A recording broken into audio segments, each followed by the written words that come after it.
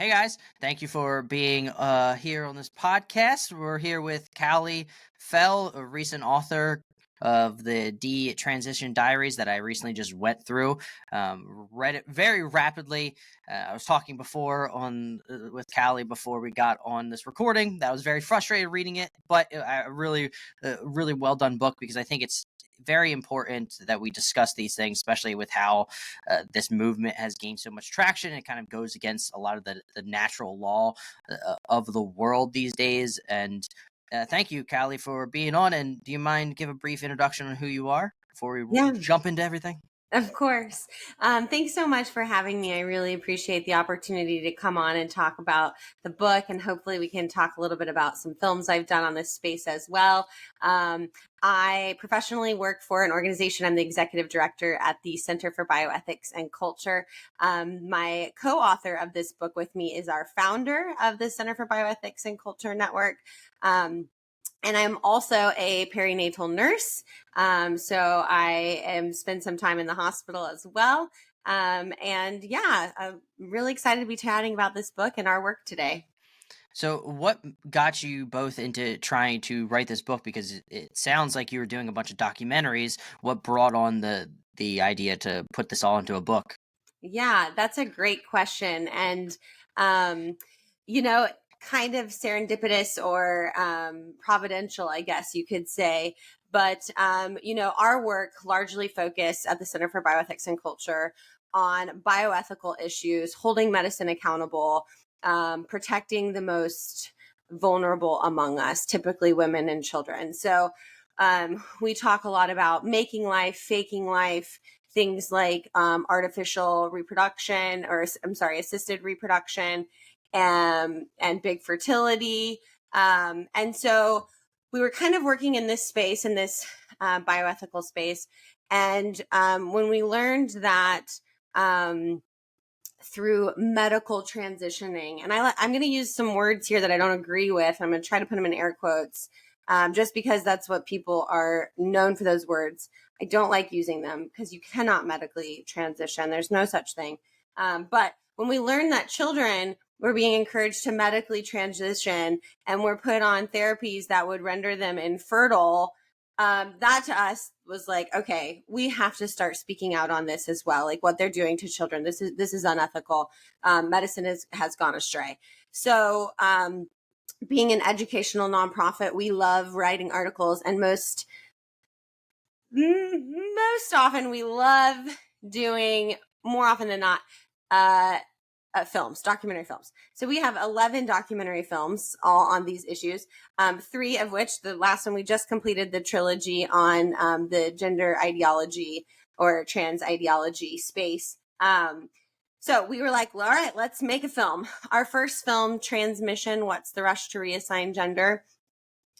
Really focused on parents. We had a couple of detransitioners, just really understanding what was happening, why we're rushing all of a sudden, why we're seeing this rise in children.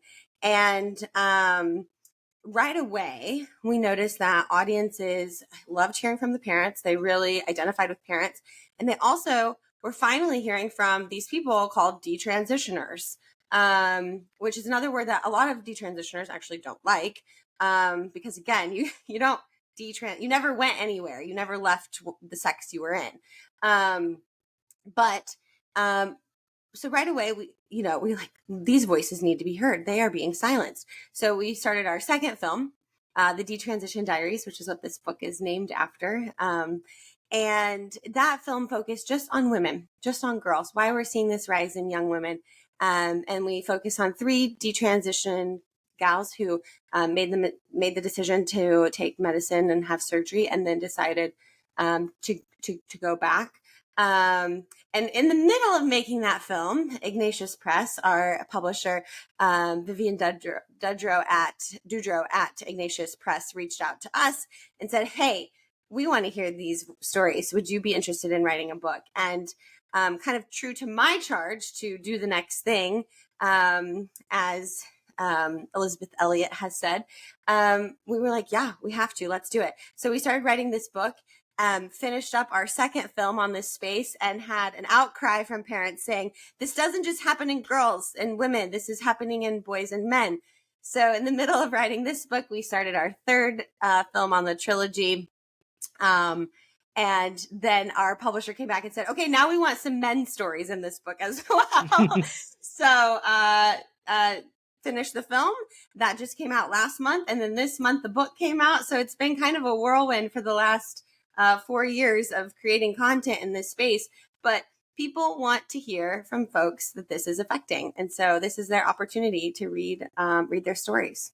Yeah, and I think it's very important that we talk about it, and especially I imagine people can relate to the parents that went through this, especially at with the stories you were talking about. The stories, a lot of them were very early on before people had this understanding and the notion of a lot of this transitioning phase, or the transition ideology that you get nowadays. So they're probably jumping into it blind, and we'll dive into it more. But you definitely see a lot of what's the proper term, emotional blackmail, I guess you could call it, Yeah. with the way that these therapists and a lot of the medical community was talking to parents, and parents may not have as much information. And I can see why people would find that relatable, because they're just basically being told these crazy things, that their kid is going to die if they don't go through with this Right. therapy, as we like to call it. Yeah. They're told, do you want a live daughter or a dead son? That is exactly, that's emotional blackmail, and it's completely inappropriate in a medical context.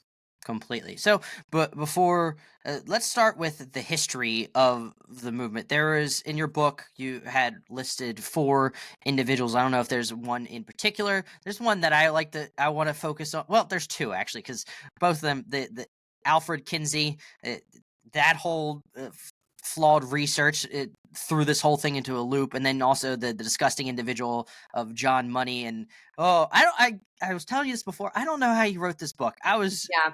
I was clenching my fist every time I was reading about the therapists and these individuals that were pushing this Yeah. ideology. I think for me, the hardest part too was reading about the 2 brothers and their story. And just, at that moment in time, why was that allowed? I do chuckle a little, because it's kind of the only way I can get through this sometimes, is because it's more of a nervous laughter, because it's really, it's bizarre and barbaric. And learning that as we're writing the book, it really makes you nauseous too. And to know that that's kind of how things started with these poor, and their outcome is terrible. These boys, their outcome as they grew up to be men, terrible. So I think Um, we're skirting around. So what exactly happened with John Money? What was that whole situation with the twin boys that Sure. So there were tragically? twin boys that they were undergoing a procedure, I think circumcision procedure. One of them got botched, so the penis was removed, and so the the solution was to raise that boy as a girl. And so they started down that road, and then because of that, were experimented on, the 2 twin boys. So we had one being raised as a boy, and then one being raised as a girl. And just kind of the acts that were done with them, and the research, and there was some sexualization of these little boys. And eventually, the boy that was raised as female went back to becoming a male, and if I remember correctly, eventually committing suicide. And both had very serious mental health issues from this experimentation. But that's kind of the and he gets a lot of credit today for his work and for kind of paving the way for this ideology. Yeah, it's disgusting. And also the the frustrating thing too is because it's like a combination of like the medical field as a whole. Is in that case, I remember reading in your book is that those boys didn't really need to go through that surgery. They could have really Right. played it out because they didn't go through with the other one, because after the botch they didn't want to go through with it, and whatever, because it wasn't just circumcision, if I'm not mistaken, that it was like some like medical issue that they were having, but they waited it out for the other one and it just cleared up naturally. And it just makes me think, oh my goodness, what if they just waited? And I'm sure they were probably a little pushed in that direction too. Right. Exactly. Yeah. Yeah, you're right. They had a condition that it was trouble with their foreskin. So they did have to have that or they chose to have that removed in one twin, and then it resulted in this error. Yeah, it's just very unfortunate. All right. So you got all the crazy people, John Money being one of them.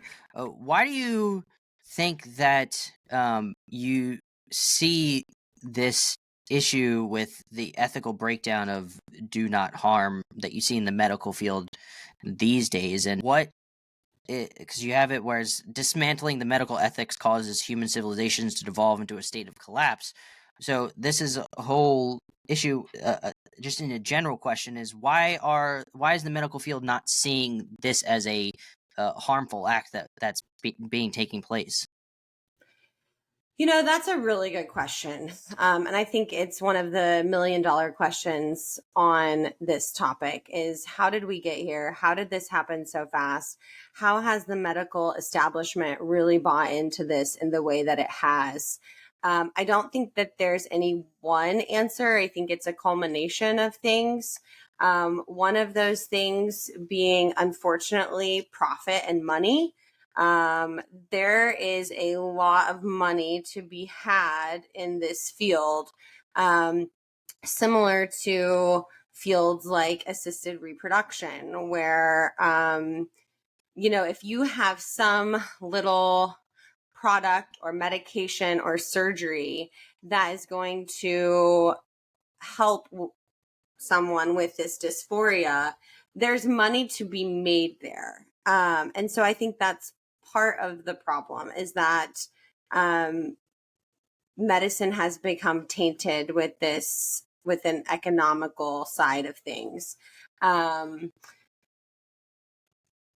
think also there is the transgender activists use this language, again, similar to like big fertility. I'm just seeing a lot of things that are the same.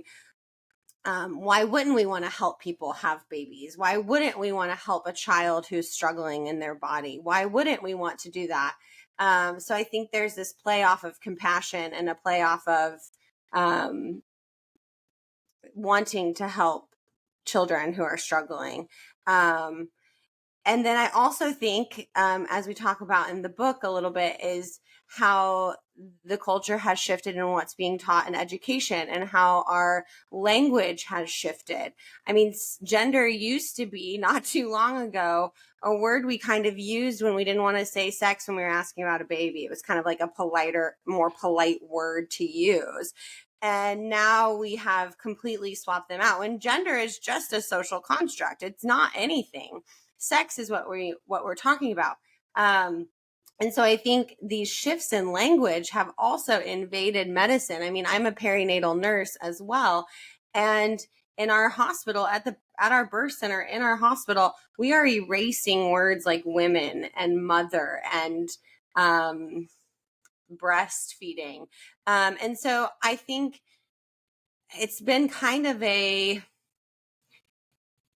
integration of a lot of different things, and medicine has completely gone astray. And you definitely see with the people that push this is that they're very good with language manipulation. It's like you wake up the next day. I don't know if like a beacon gets sent out to everybody to all of a sudden change their language. Just out of the blue, a new terminology comes in. All of a sudden, we're just saying, "Oh, we need to say chest feeding instead of breastfeeding." That was that. As a man, I'm insulted for females. Right. That you have those changes in terminology. It's like they're trying to eliminate the womanness of woman. Right. Exactly. And they're just, I mean, to take an aside, they're just eliminating women in general. It feels like, not just in medicine, but I mean, in the sports arena, in our safe spaces, spaces created for women, by women, for women, women's shelters, those types of things. And we're losing ground and going backwards. Yeah, and it's very unfortunate because actually, if you look at like the old, I was recently reading a book about the woman that is considered the mother of feminism. Lo and behold, but she had a lot of points of she wanted to eliminate womanhood from female to get back to just human nature, which it seems like that's essentially like that's the long. It's just very fascinating that you're now seeing this kind of coincide where you have the feminism movement that had good things come from it, but now they are a lot of them, the hardcore, so to speak, are supporting this transgender movement.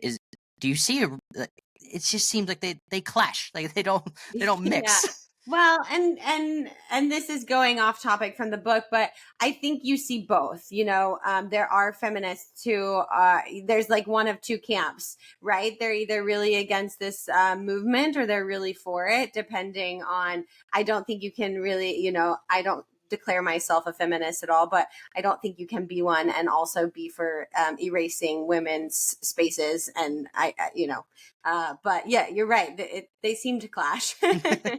I don't quite understand it. So, um, let's dive into the book. Probably not going to go into the individual stories, but let's just talk about for parents out there that are watching this. What are say common threads that they can take that maybe they can look at and say, "Oh, these are some worrisome signs." What are common threads that you've seen while you've interviewed probably a plethora of these individuals that have gone through this? Yeah, that's a great question. In talking with parents and those who have desisted or detransitioned, there are some big commonalities. One of them, I'll talk about the parents first too. And we talk about this in all of our films, really the first and the third one the most, I think. But this invasiveness that they see in social media or online content. And how, during the lockdowns of COVID, more kids were online, more kids were engaging in social media, on top of just the rise in social media in general. I remember when Facebook like first came out, I was in college. You had to be in college, you had to have a .edu email. But now we have all of these other platforms and kids are just being exposed to more and more. Also exposed to, it goes with online content, exposed to pornography at an earlier age and the impact that it's having on girls and men, girls and boys, different impacts for sure.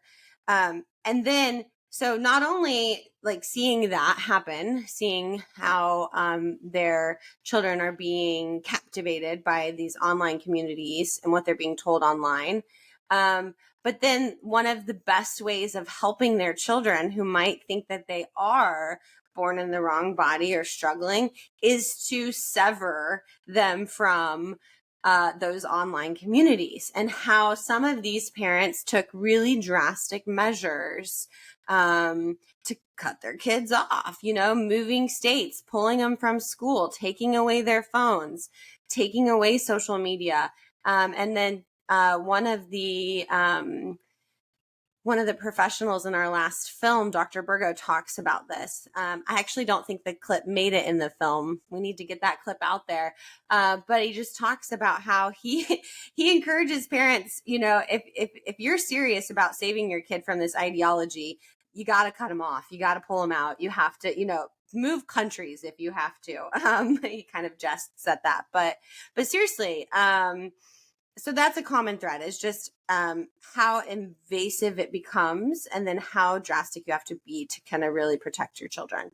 And then from the detransitioners, something that I saw, and not just in the book with the 7 stories, but throughout, is um, the presence of having something else going on, like something, some people might call them ACEs, an adverse childhood event, meaning maybe they were a product of divorce. Their parents went through a divorce. Maybe they've been sexually traumatized or physically traumatized through bullying.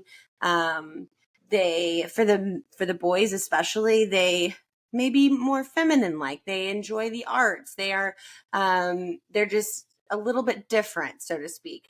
And how instead of having those differences celebrated, and instead of having those traumas and those ACEs addressed, they're told, the thing is you are born in the wrong body. You need to take some hormones. You need to change sex. You need to change who you are to fit, because you don't fit as you are. And just how devastating that is when you're hearing these stories, and you're hearing that because they're not into sports or they're into more romantic things, that they cannot be men. That's really devastating. Or in the girls, you hear about the sexual abuse that they endured. And rather than having healing from that and having good health care, um, good mental health care provided, they're put on a path to make them medical patients for life. So that was another commonality I saw, is just how any type of pre-existing condition was completely ignored for the sake of, we're going to put you on a pathway to medically transition you. Yeah, which is absolutely crazy that you have these therapists, so to speak, and they're not even looking. It was just they would. It's like a manufacturing line essentially, where they're just Right. shipped them through with like a 30-minute conversation. Oh yeah, that's another good point. Like just how quickly, I think Helena and Kat talk about this a lot. Just how quickly, they call Planned Parenthood or they call their provider. They don't even have to go face to face. They get a over the phone prescription. They're reading the pamphlet for how to administer this drug. It's ludicrous. You're right. And how quickly, and that was something that we did see a theme as well through everyone we talked to, is how quickly they're prescribed medication. And I think that's an important point for parents to hear, because you think, oh, this is a long process for them to go through to get it. I'll have time to stop them, so to speak. But no, they could take a 30-minute call, and then all of a sudden they have a prescription. And now you're seeing different states where they are coming against the parents, and the parents are against it. Yeah. It's madness. It's crazy because now too, yes, there are states where in California, we're in one that we're fighting that you can't keep this a secret. They are keeping this a secret from parents. They're using the law as it is um, to completely keep any type of social change. So maybe calling your child by the wrong pronouns or changing their name, completely a secret from the child's parents. And then if the child decides to medically transition, and the parents aren't supportive of that, that child can be removed from the parent's home. Like, it is unreal what we are facing in some states. Imagine being the person that's hiding this information from a kid's parents and thinking you're the good guy or good girl. That's Right. just that's Well, and I read an article recently, and I wish I could give credit to who wrote it, because I felt it was such an important way of thinking about this, is we are giving teachers this really crazy authority to almost, so if it's a medical condition, then we're giving them the authority to treat as medical providers by changing pronouns. If we say that this is a medical treatment, we're saying that teachers are credible enough in a way to give medical advice and also act as therapists. I mean, we're giving teachers a real, and credit where credit is due. Teachers are amazing. I could not do their job, but they are not doctors. They are not therapists. They're not social workers. You know, they are teachers, they're educators. And the fact that we are giving this kind of authority is concerning. That's a very good point that I haven't heard before, but Yeah, it's I very wish I could true. remember who wrote that, because it really piqued me, as I was like, oh, that is such a like, duh. Whoever wrote that, good job. Yeah. Good point.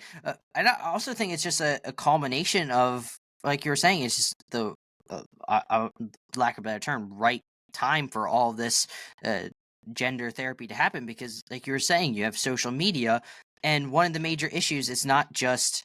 I just think this on the general side is people see the snapshot of somebody's life, say on Instagram.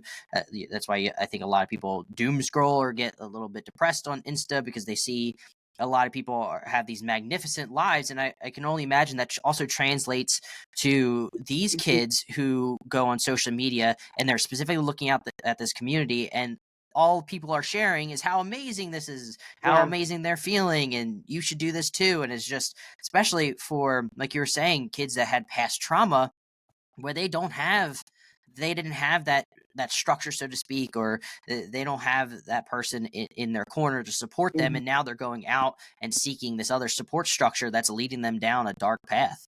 Yeah. And they're celebrating it as well. So a child who may have been kind of outcast or didn't have a lot of friends, or struggling through the body changes of puberty, etc. Um, you know, they're seeing this on social media. They're getting praise from it. This is the answer. This is it. And then when they do, schools are having parties for them. They all of a sudden are popular. They have friends. They're now in the in crowd. All of these things. And so they're being really told the message again that yes, it's something wrong with you, something wrong with your body. And now you are accepted. Now you can be into this family. And then if they decide that it was a mistake, or that the consequences of these medications are too much for them, um, they're vilified. They go back. It's like worse than it was before. Most detransitioners, and this is why we don't have good numbers, is they don't go back to their doctor to say that they're detransitioning. They have a complete mistrust of the medical community, as anyone would. They're kept from, they're not, their numbers aren't reported in the research. We only know that the number is growing based like on groups like Reddit. The numbers of detransitioners and those groups are growing. And that's, if there's anyone listening today that's going through this, if you can, I encourage you to share your story, because I think that this is one of the only ways that we're going to reverse this is by showing that people are affected negatively by this. And to us at this Center for Bioethics and Culture, one is too many, right? Like people always ask me, well, how many? Well, how many kids are really being hurt by this? Well, I think one's too many. If one child, is turned into a patient, they're healthy, absolutely healthy body parts are chopped off, and then they go into early menopause and they have all of these health issues and are now infertile and yada yada yada. It's too many. One is too many.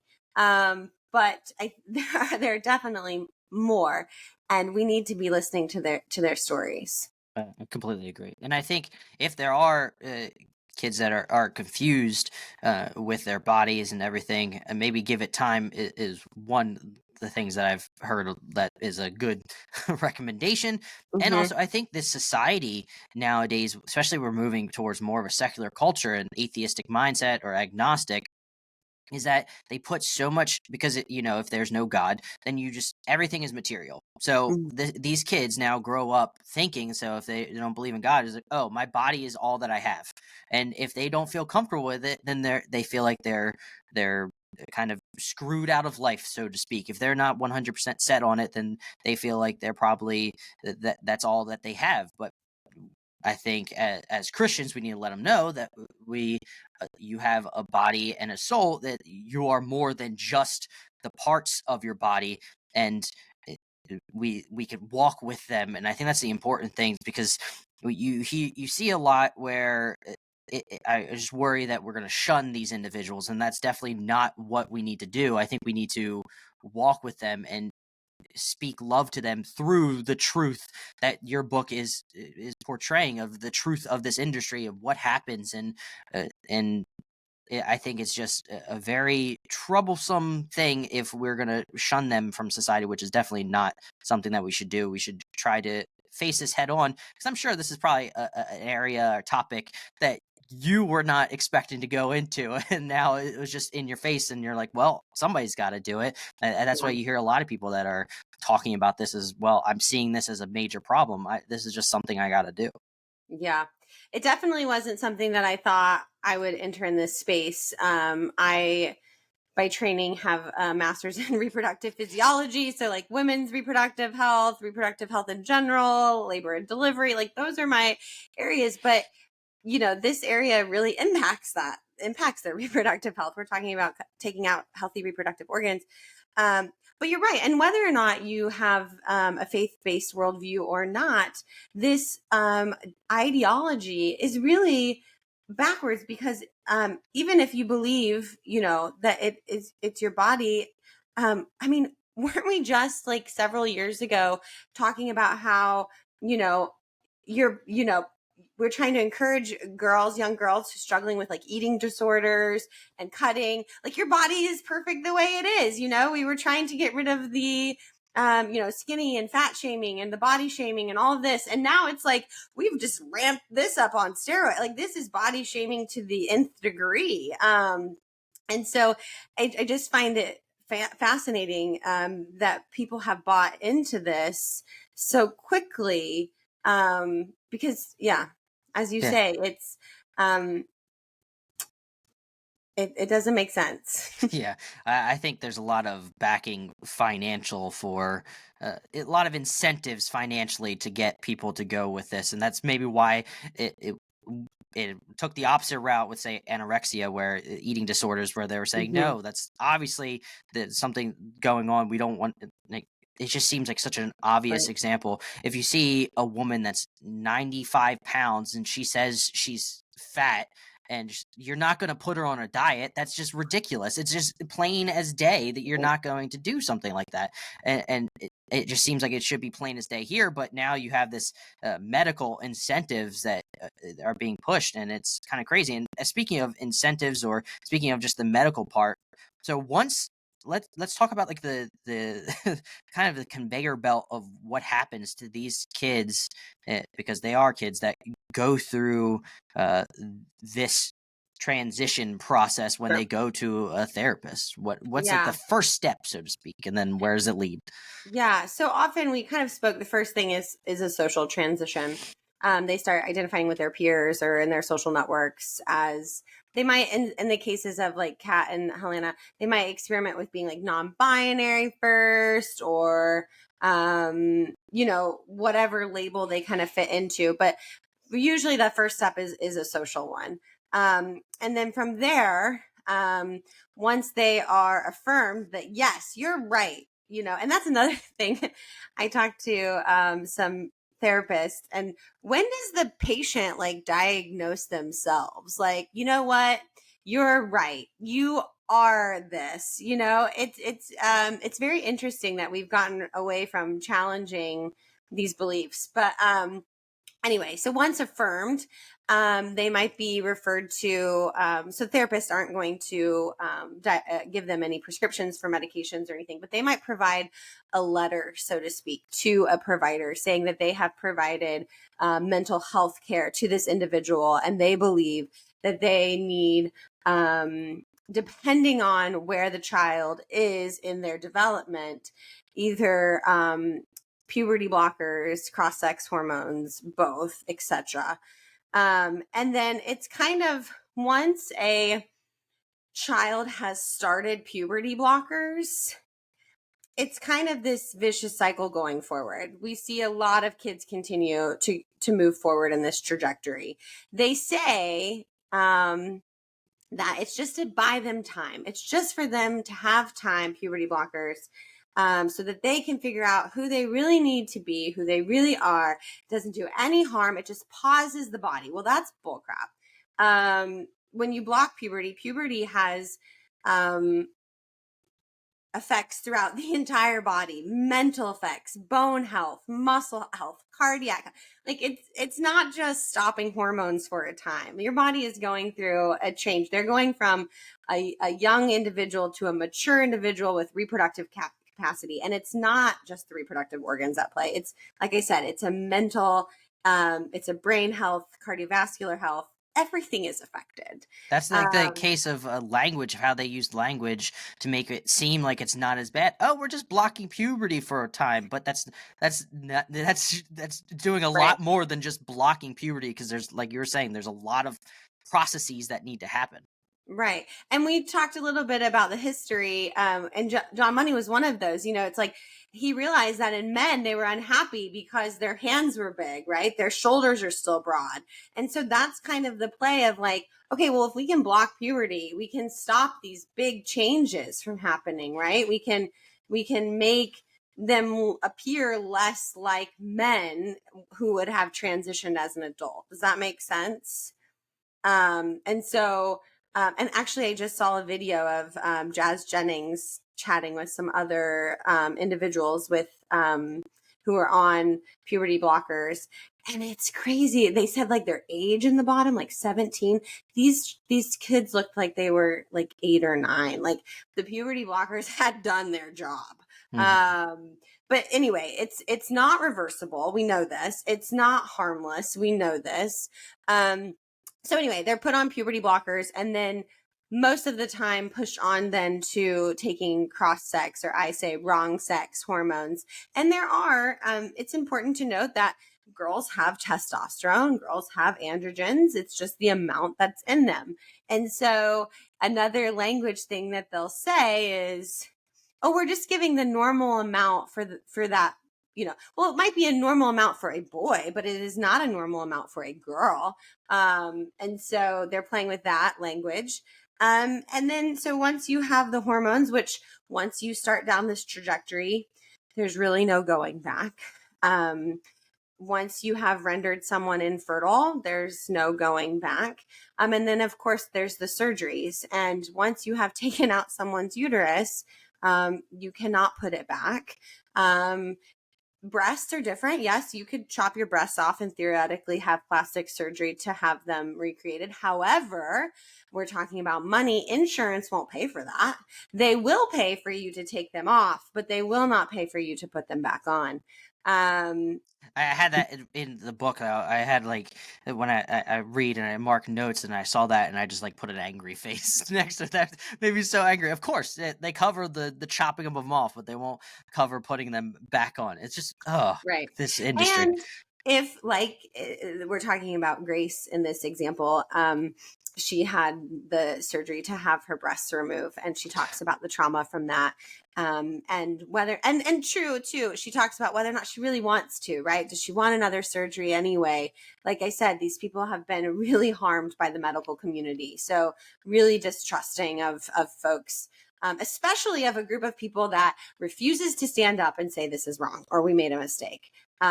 So they're not going to want to go back and give more money to someone who's harmed them. So, and you think about it too. This is a young girl who, I'd like to take a moment for all the girls and men too. How many of us knew at 8, 9, 10, even 12, 11, 13, 14, how many kids we wanted, or if we wanted children, or if we wanted to breastfeed those children, or if we, I wanted 5 children, all of them to have the name starting with V. When I was like 13, I was like, I'm going to have 5 girls, and they're all going to have V names, and it's just like, we are asking children and even young adults. I don't even think, even at 18, 19, can you really make that, can you grasp that decision that you are making? That's going to affect you forever. And something, I don't want to get too out of line here on your show, but also we will want to talk about sexual function, like orgasm. These children will not experience sexual pleasure. And we're not talking about that enough either. Not alone, also having children, but also just normal sexual function. And then of course for the gentlemen who have have surgery to create like a neo vagina, those surgeries are just riddled with complications. And it is really, really gut wrenching to hear the pain that they go through for those procedures. And in our film, he is Alexander in our film, The Lost Boys, that just came out. He does a great job. He went through the surgery and he had just a couple of consultations with the doctor, and he says, how can I have made a decision that quickly? Like who after 2 visits with a doctor knows that this is what they want to do, and is now left with that. It's heartbreaking and it's really sobering. I think I've gone way off of your question. No, that's actually very in line with my question, because I just wanted to know I'm sure there's plenty of people out there want to know, like, what's the process look like when you go from point A to Yeah. all the way to chopping stuff off. You want to know what that transition is, and you make a good point of not knowing how many kids you want. Shoot, I didn't know how many kids that I wanted. It all changes when you get older, you mature more, you'll understand more, and also it depends on what your partner that you end up with. And sometimes people, once they say, oh, I don't want any kids, and then they find the right person, they're like, oh, I want a bajillion kids. It's all Right. very, ironically, it's all very fluid depending on who you meet and how you develop and grow as a human being. Yeah. And studies are actually showing that kids who aren't put on this medical pathway, they actually do just fine. They actually grow out of this dysphoria. Shocker. They don't need anything. They just needed love and support. They're having a hard time, you know? But now even that care is being criminalized, to wait, to wait and see, to have care where we're just going to watch. We're just going to support you in this moment. We're going to get you healthcare. In our film, Brian, he is not in the book, but he suffered from severe porn and alcohol addiction. And man, he talks about it too. He's like, nobody wanted to deal with that. They wanted to transition him. And he said, it was just like, how different would his life be if someone would have just said, let's get you sober first. Let's deal with your addiction first. Let's deal with whatever's causing that pain. And then if you still think that you are a woman, then we'll deal with that then. But first, let's deal with sobriety and let's get you healthy. And then we'll deal, Yeah, it's very frustrating. And that actually ties into something that you brought up in the book is informed consent really possible in this case? No. No. So it's completely experimental. And again, in the case of children, and we see this again, I keep bringing it up, I'm sorry, but in assisted reproduction, things like IVF and egg donation, we say there are no known risks. That does not mean there are no risks. That means we don't know them for whatever reason. In reproductive physiology or in assisted reproduction, it's often because nobody's looked. Nobody wants to look, because we know that putting your body on a crazy amount of hormones could cause cancer. But the studies are lacking. Same here. They might say there are no known risks, but that doesn't mean there aren't any. But I would also counter this is a step further in that there are known risks. There are a lot of known risks. And they're not either disclosing them they're using that manipulative language. They're not disclosing the risks. And then two, like this goes back to, children. Can children consent to this? Absolutely not. No way. No way. And this isn't like we're creating patients. It's not like they're coming with health. These are healthy, functioning humans. Their systems are functioning properly, other than they might have some sort of mental health issue that needs to be addressed, or they have something else going on in their lives. But otherwise, their endocrine system is functioning normally. And we are changing that. We are causing them to be patients. Yeah, it's also mind blowing too, because it seems like I don't really get political, but it's a lot of times the left that was pushing for, which I think is a good thing, like the whole push for mental health concerns and everything like that. And then now you're in this case, you're now focusing everything on the body instead of trying to treat the mental health problems that you're having. And that's probably just going to cause more compounding problems. And then it just seems like informed consent needs to happen after somebody has been gone through the actual mental health therapy instead of this gender therapy, which seems like it's not therapy at all. It's just a way to just write a prescription eventually. Right. And most folks aren't going to the therapist for any long amount of time. They're also, if we go back to the impact of online, there are groups online that tell you what to say, how to say it. Alexander, again, in our film, talks about how he pretended to be suicidal so he would get faster care. I mean, so there are ways that they can manipulate, and it goes back to kind of my point a little bit earlier about patient-driven medical care versus doctors having the ability to question, their patients. Yeah, it just seems like you don't want the the inmates to run the asylum, so to speak. That's not how Right. medicine is done. Right. It's scary when you see the growth of the industry as a whole. I mean, you have in the book where there was only a handful of clinics, now there's hundreds. You have the number of double mastectomies, which is just lopping off the breasts, performed on girls since 2013 has increased 13-fold, which should ring alarm bells for people that are watching and hearing this. Right. And Right. it's just I don't what realistically can be done to Yeah. stop all of this. Well, again, as I said, it's people being vulnerable to speak out, to tell their stories, which is hard. So people like Kat and Grace and Alexander and Torin and all of the folks who are, I don't think they like to say that they're brave, but I think they're brave. They're sharing their stories. And I think, you fight money sometimes with money. So lawsuits, we talk a lot about that in our book and in our films, is how one way we can fight against this is by suing the crap out of these doctors and these insurance policies that are allowing this to happen. Suing the clinics. I think it's also people like Jamie Reed who are brave enough to tell what's really happening inside of these clinics. She's the whistleblower. I think but yeah, it's and then slowly, people are starting, when one person stands up and sticks their neck out, then someone else says, oh, okay, this isn't so. But the cancel culture was so thick for so long, and it still is. I don't want to underplay that. People are still losing their livelihood on this. They're losing their families. Graham in our book, or in our film, has lost a tremendous amount for speaking up. So I'm not saying that there's not stuff to lose, but it's more people talking about it. It's thinking about it critically, and then it's suing, it's lawsuits. I think that's going to be the answer. And I hope. I think the tides are changing. Some days more than others. Yeah.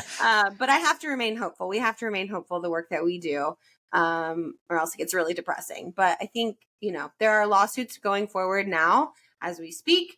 And hopefully they make headway.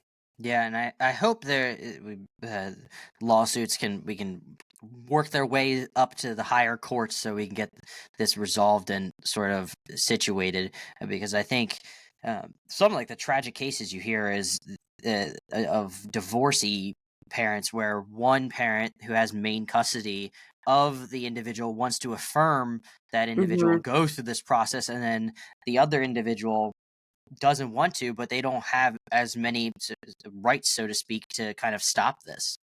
Right. And his story is not included in the book, but our very first film, Transmission, What's the Rush to Reassign Gender, we have a gentleman who is up against that.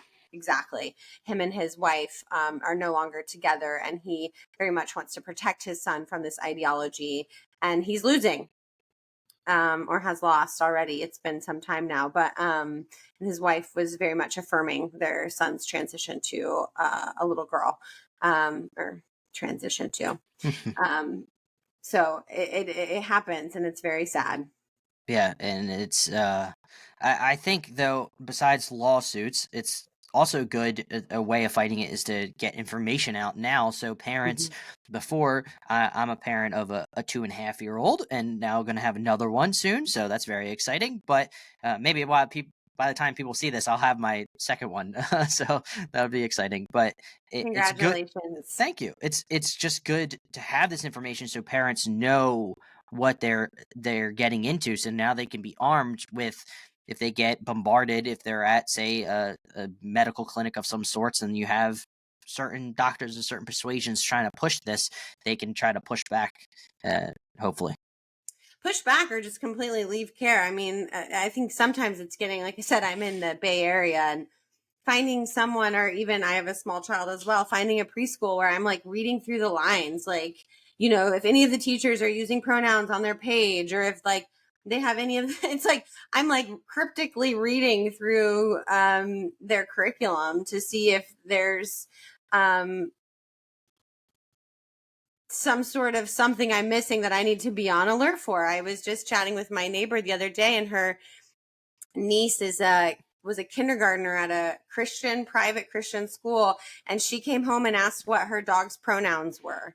So yeah, so an alarm bell. I know this is a faith-based podcast, so just an alarm bell that for folks to know, any organization receiving federal funding, so even your private Christian schools, if they receive any type of federal funding, they have to include this. This is, Really? yes. So the only way to really get out from underneath of it is to find places that are not accepting any type of funding. So you're right. Education, and that's why we exist at the Center for Bioethics and Culture Network, is education. I've spoken a lot about our films, even though this is supposed to be about the book. I'm sorry. It all But ties in together. it does, especially because they all kind of were created one after another and together. And you hear the same voices. The cool thing about books is that you just get to, our films are like 45 minutes, 50 minutes at the most. So you really don't get a whole idea of their story. The book really allows us to expand upon those stories, expand a little bit on the history of things, on medicine, and then also focus on why we're seeing this on women and what the health complications are. And so the book allows us this opportunity to expand on these stories. But all of the films that we did on our trilogy, are free to everyone on YouTube. So you just go to our YouTube channel, CBC-Network, and you can watch these films. You can share them with your families and get a little bit more educated. Now, too, since our first film, like we talked about, there are more resources for parents as well. So if you Google like Parents for Inconvenient Truths, or there's a lot of people doing work on this space now more than ever to help you with language, with doctor's offices, with sifting through curriculum, etc. So that's another part that gives me hope, is that parents are banding together now and are getting angry and getting educated. So Yeah, that's great, and that's a really good point that I didn't know, or the thing that you brought up is if you're getting federal funds, this stuff has to be included. So that's a little alarm bell for parents out there to go look to see if you're putting your kid in some form of school that you think is sort of away from all of this, but they're getting the federal funds. Then you're gonna have to be a little bit right. worrisome about this. So have you or your organization, imagine, probably received some backlash from all of this? Yeah. With anything, there is the element of, the heat against us.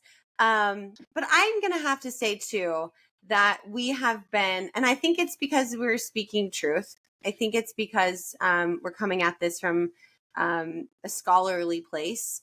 But our films are largely very positively received. You can go and look at the comments on our films, and um, yes, there are some negative comments, but largely it's people who are really grateful to the detransitioners for telling their stories, for parents for telling their stories. And it's been really well received. And I have to say that anyone in this work, if we pay too much attention to the hate and the negativity, we won't get anything done. So I always tell people that, we're a very small organization, and I just kind of have to put like blinders on at times. Like, yes, I have difficult conversations. Yes, I've lost friends for my views that I have. Yes, it's been hard, but it's worth it. Again, one kid is too many. And I think, we have to stand up regardless, and we have to just keep moving forward and not focus on the things that are happening that we might not like. Yeah, and what I think that's a great point, and I wonder, and I kind of want to wrap it up with this for the individuals that just to kind of tie it all together, the people that go through this process, it there realistically is no indication that it actually helps, right? Correct. On top of the fact that if you just let these children alone, they would be fine and they would go on to live a life congruent with the body that they were born into. Yeah, there's no research that indicates, actually, research is showing the opposite, that there's more suicide ideation in those who have been affirmed. It is more harmful than beneficial. And other countries are also, just this week, this research coming out in other countries saying that there's no, so I'm hoping the United States is listening. And if not, I hope enough people are trying to unclog the ears and shout louder. Scott Nugent, he's on our side of things, but he's a man who transitioned, and he's like, louder for the people in the back. He's always saying that. So he's really trying to work hard to protect children in this space. And so we have to get louder. But there are reports coming out every day that this is actually not it's not helpful, and it's actually more dangerous. Yeah, because I can imagine if the individual goes through a transition and you've been constantly affirming them, this is the right decision, this is who you are, this is the right decision, but after they go through all of this, they still constantly get affirmed. They're probably sitting there because you haven't addressed the mental problems that are going on. They're like, well, why do I still feel this way? I thought this was the answer, and it's not the answer. And I can imagine that probably leads to more despair. And that's why I think what you're doing work is good, because you're putting it out there that, yeah, you can't actually do this, and we should have solved the mental problems first, but we need to speak to you and get you the help that you need. Right. There's the euphoria that comes for a while, right? From being accepted, from the medication that you're on. It gives you this kind of like uplifting effect. But then the longer you're on it, that goes away. The problems that you didn't address are still there. And then Grace talks about how no matter how many things you change, there's still going to be something else to change. She chopped off her breast, but she's like, well, now my hips don't match. I have womanly hips. I want to have manly hips. I can't have hip replacement surgery, and just how it never stops. Like, there is always a need. And she kind of puts that together like, oh, this will never be done. I will never be happy because I will never be man. Mm-hmm. And actually, this is a point that I was going to wrap it up, but I realized it's an important topic of the fact that nowadays it's disproportionately affecting young women, and I think that's another topic that should be brought up. And it's really interesting that you're seeing this rise in uh, adolescent girls going through this. Yeah. There's just a difference in also too, like when they're experiencing it around puberty.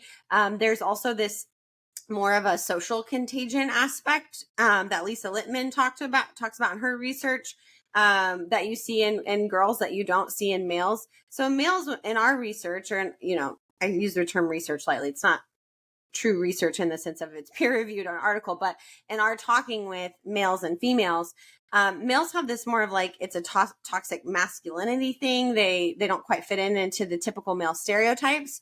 It's not this like group effort. Whereas for females, it is more of this social contagion where it's more of them together doing it together. They see one peer do it, then they do it, kind of like what we saw in eating disorders, and other disorders of physical characteristics, bulimia. Yeah.